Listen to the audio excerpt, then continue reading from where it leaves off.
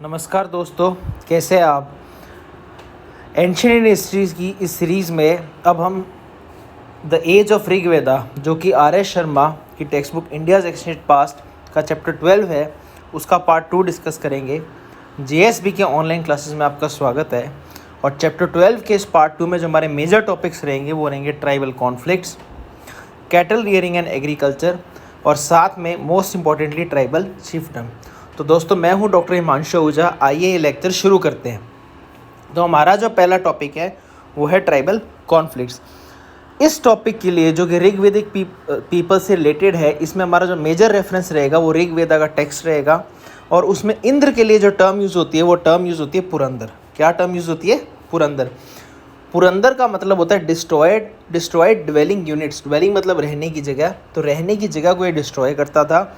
जो literal meaning है वो इसका डिस्ट्रॉयर ऑफ फोर्ट्स, किलों को डिस्ट्रॉय करता था। तो उसके लिए इंद्र के लिए टर्म बनी पुरंदर। फिर हम बात करें अगर इंडो आर्यंस की, तो इंडो आर्यंस को हर जगह वो सक्सीड करते थे, कामयाब होते थे। उसके कुछ कारण थे। The major causes was they had horse drawn chariots. उनके जो रथ थे वो घोड़ों द्वारा चलाए जाते थे। और ये चीज़ हॉर्स ड्रॉन चैरियट्स उन्होंने पहली बार इंट्रोड्यूस करा था वेस्टर्न एशिया के अंदर और इंडिया के अंदर। ये चीज़ इंडिया में पहली बार, वेस्टर्न एशिया में पहली बार इंडो आर्यंस लेके आए थे। फिर हम बात करें तो उनके पास कोट्स थे ऑफ मेल या वर्मन कह लो। उनके जो हथियार थे वो भी बेटर थे, दे हैड बेटर आर्म्स। अब जो इंडियन आर्यंस थे, हमारा जो टॉपिक है ट्राइबल कॉन्फ्लिक्ट, उसमें जो इंडो आर्यंस थे वो दो तरह के कॉन्फ्लिक्ट्स में इन्वॉल्व थे। एक तो विद प्री आर्यंस, जो लोग पहले से वहाँ रह रहे थे आर्यंस के आने से पहले, उनको हम प्री आर्यंस कहते हैं। और जो आर्यंस की खुद की ट्राइब्स थी उनके बीच में थे, अमंग्स देमसेल्फ। एक तो वो आपस में भी लड़ते थे और पहले से जो लोग रह रहे थे उनसे भी लड़ते थे।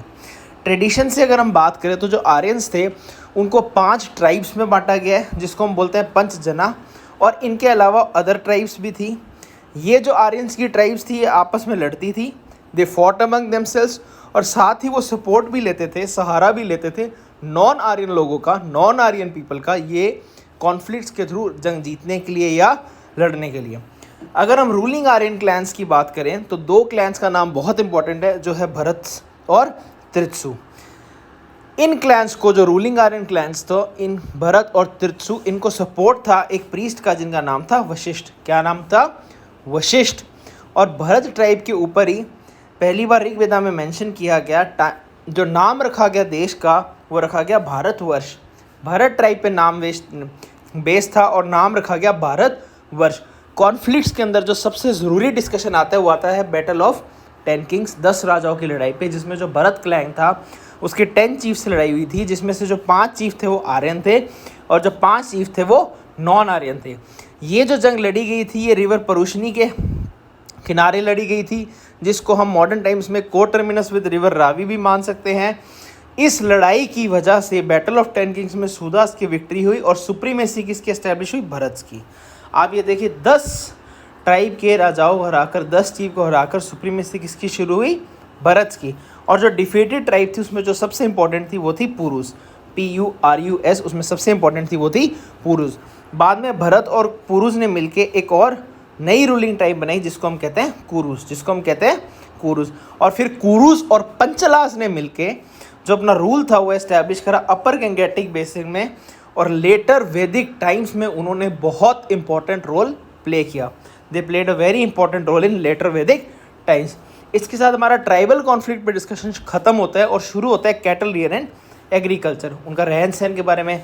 तो ऋग्वेदिक आर्यंस की जो मटीरियल लाइफ थी उसमें जो उनको सक्सेस मिला, उसके 3 मेजर फैक्टर हमने पहले भी पढ़े। हॉर्स के बारे में पढ़ा, चैरियट्स के बारे में पढ़ा, हमने पढ़ा उनके हथियार अच्छे थे, बेटर आर्म्स थे जो कि बने हुए थे ब्रॉन्ज के। साथ ही उनके पास था स्पोक्ड व्हील, जो कि सबसे पहले इंट्रोड्यूस हुआ था कैकसस एरिया में अराउंड 2300 BC में, अराउंड 2300 BC में। अब ब्रॉन्ज के हथियार तो उनके पास थे ही, पर आने के बाद वो सेटल हुए वेस्टर्न पार्ट ऑफ इंडियन सब कॉन्टिनेंट में, तो वहाँ उन्हें राजस्थान की खेतरी माइन से कॉपर मिलने लगा। They got copper from the Khetri mines इन राजस्थान।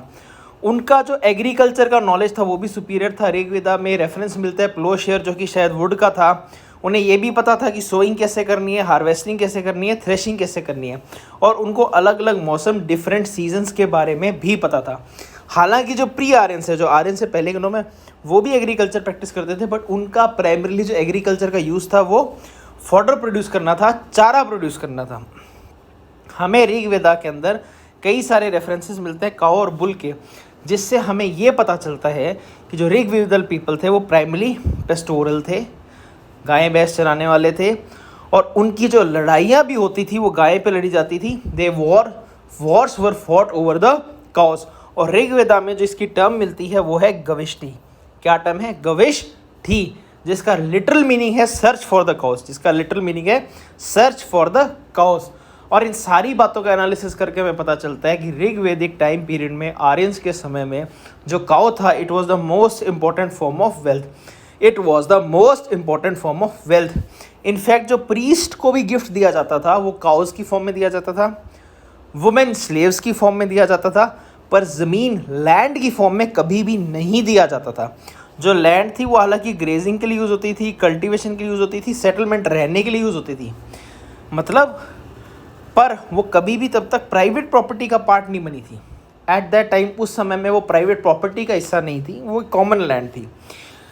जो आर्टिसंस थे, जो कारीगर थे ऋग्वेदिक टाइम पीरियड में, उसमें हमें रेफरेंसेस मिलता है कारपेंटर का, लकड़ी के काम का, चैरियट मेकर का, रथ बनाने वाले का, वीवर का, बुनने वाले का, लेदर वर्कर, चमड़े का काम बनाने का, और पॉटर, मटका बनाने वाले का। फिर एक टर्म यूज़ होती है आयास, AYAS। ये जो टर्म है ये यूज़ होती है कॉपर या ब्रॉन्ज के लिए, जिससे हमें पता चलता है कि मेटल वर्किंग ऋग्वेदिक टाइम पीरियड पे एक वेल नोन आर्ट थी।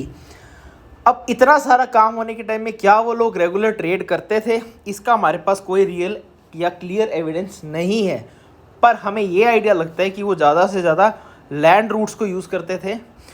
जो समुद्र टर्म ऋग्वेदा में मिलती है वो ओशन को डिनोट नहीं करती, it denotes just a stretch of water. समुद्र term in Rigveda denotes a stretch of water. वहीं पुर जो टर्म है ऋग्वेदा में वो है रहने की जगह के लिए, ड्वेलिंग यूनिट के लिए, या ड्वेलिंग यूनिट्स के कुछ क्लस्टर के लिए, कुछ घरों के समूह के लिए, क्लस्टर ऑफ सच यूनिट्स। वैसे ही एक पुर मिलता है, रेफरेंस मिलता है ऋग्वेदा में, पुर विद 1000 डोर्स, 1000 दरवाज़ों के साथ, जिसके लिए 1000 की टर्म यूज सहस्र। ये माना जा सकता है कि ऋग्वेदा में ये जो मेंशन था वो एक एग्जैजरेशन था, बढ़ा चढ़ा के लिखा गया था। वहीं आर्यंस जो थे वो शहरों में तो नहीं रहते थे, ये बात पक्की है, वो रहते थे फोर्टिफाइड मड सेटलमेंट में। साथ ही उन्हें गुफाओं के बारे में पता था, they were familiar with the caves in the mountains. अब हम एक्सकवेशन साइट्स की बात करेंगे। देखो, एक्सकवेशन होगा तो ही हमें एंशिएंट हिस्ट्री के एविडेंस मिलेंगे। तो भगवानपुरा एक इम्पॉर्टेंट साइट है हरियाणा में, जो कि कॉरस्पॉन्ड करती है ऋग्वेदा टाइम पीरियड से, मतलब around the time period of 1600 to 1000 BC। 3 और साइट्स भी मिली है पंजाब में। यहाँ पे बेसिकली हमें मिलता क्या है, तो हमें मिलता है पेंटेड ग्रेवियर मिलता है लेट हड़प्पन पॉटरी के साथ। हमें पेंटेड ग्रेवियर मिलता है विद लेट हड़प्पन पॉटरी के साथ, पर हमें आयरन के ऑब्जेक्ट्स, Fe का मतलब है आयरन, आयरन के ऑब्जेक्ट्स और सीरियल्स नहीं मिलते।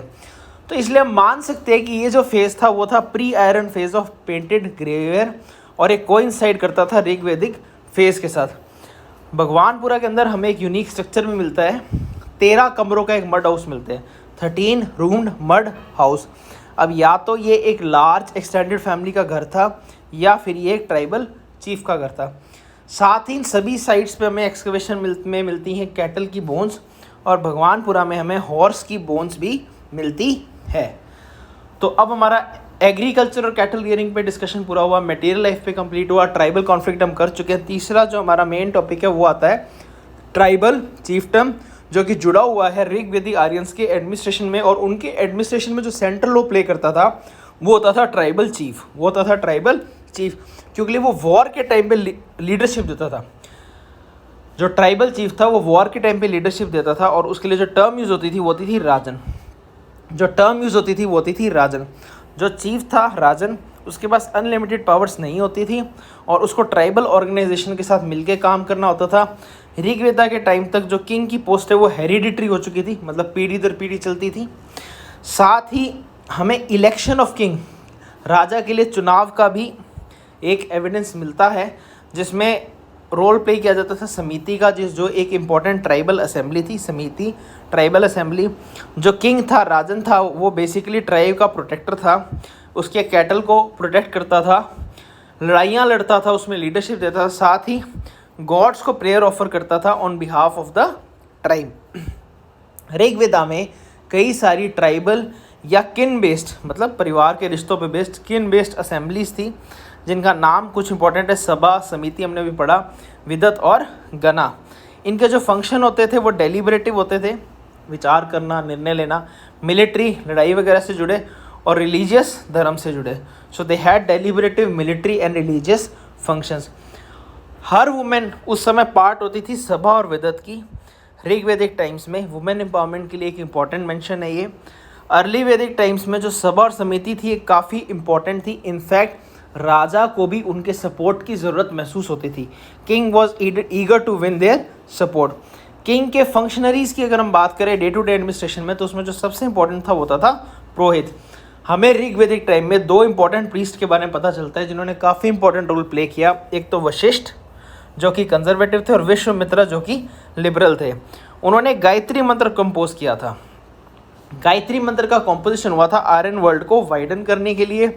जो भी गायत्री मंत्र को रिसाइट करता था उसको आर्यन फोल्ड में एडमिट कर लिया जाता था, उसको आर्य मान लिया जाता था। इवेंचुअली जो गायत्री मंत्र था वो मोनोपोली रह गया 3 हायर वर्णास के लिए, और जो प्रीस्ट थे वो वुमेन और शूद्रास को परमिट नहीं करते थे गायत्री मंत्र रिसाइट करने के लिए, वो वुमेन और शूद्रा को परमिट नहीं करते थे। नेक्स्ट टू किंग अगर हम पावर में बात करें तो सबसे इंपॉर्टेंट होता था सेनानी या हेड ऑफ द आर्मी। वो यूज़ करता था स्पीयर, एक्सेस और वॉर्ड्स। साथ में हमें कोई भी ऑफिसर टैक्स कलेक्शन के लिए नहीं मिलता। There was no officer for tax collection. जो लोग थे वो वॉलंटरी ऑफरिंग्स, अपनी इच्छा से ऑफरिंग देते थे राजन को, जिसको बोलते थे बाली, BALI। ये वॉलंटरी ऑफरिंग्स मर्जी से एक तरह की भेंट होती थी राजा को। जो भी स्पॉइल्स ऑफ वॉर, जो भी लूट लड़ाइयों से आता था, जो भी उपहार मिलते थे, इसको वैदिक असेंबलीज में डिस्ट्रीब्यूट किया जाता था। अगर हम बात करें ऑफिसर जस्टिस के लिए, officer for administration of justice, तो इसका ऋग्वेदा में कोई मेंशन नहीं है। हालांकि उस समय चोरी बलगरी होती थी, लोग गायें चुराते थे, जिसके लिए सब स्पाइस को पॉइंट किया जाता था। स्पाइस को पॉइंट किया जाता था एंटी सोशल एक्टिविटीज़ को रोकने के लिए। फंक्शनरीज में एक इंपॉर्टेंट टर्म आती है व्रजपति, जिसको एक लार्ज स्ट्रेच ऑफ लैंड पे जिसकी अथॉरिटी होती थी या पेस्चर ग्राउंड पे, ये बैटल में लेके जाता था हेड्स ऑफ फैमिलीज़ को, जिनको बोलते थे कुलप्पास। क्या बोलते थे? कुलप्पास। या हेड ऑफ फाइटिंग होर्ड्स, जिसके लिए हेड होती थी term gramani. Head of fighting horde बोलते ग्रामानी। इनिशियली ग्रामानी क्या होता था, एक स्मॉल ट्राइबल किन का हेड होता था जो एक फाइटिंग यूनिट्स पे बेस्ड होता था, जिसको बोलते थे ग्रामा। फाइटिंग यूनिट जिसको बोलते थे ग्रामा, उसका एक हेड होता था, उसको बोलते थे ग्रामानी। जब ये यूनिट सेटल हो गई तो जो ग्रामानी था वो क्या बन गया? हेड ऑफ विलेज बन गया। ओवर टाइम उसकी जो पोजीशन थी वो व्रजपति के बराबर हो गई। इसका मतलब जो राजा था वो एक स्टैंडिंग आर्मी खुद की नहीं मेंटेन करता था। जब लड़ाई होती थी तो मिलिशिया गैदर करता था, जो कि ट्राइबल ग्रुप से आते थे, जैसे कि व्रत, गना, ग्रामा और शारदा। इन सब से हमारा जो फाइनल कंक्लूजन निकलता है वो लिखता है कि ऋग्वैदिक टाइम में आर्यंस के अंदर एक ट्राइबल सिस्टम ऑफ गवर्नमेंट था। मिलिट्री एलिमेंट काफ़ी स्ट्रॉन्ग था, वॉर्स होती थी। कोई सिविल या टेरिटोरियल एडमिनिस्ट्रेशन नहीं था, क्योंकि लगातार जो ट्राइब्स थी वो एक्सपैंड करती रहती थी और एक से दूसरी जगह तक माइग्रेट करती रहती थी। इसके साथ ही हमारा चैप्टर 12 का पार्ट 2 कंप्लीट होता है। Thank you.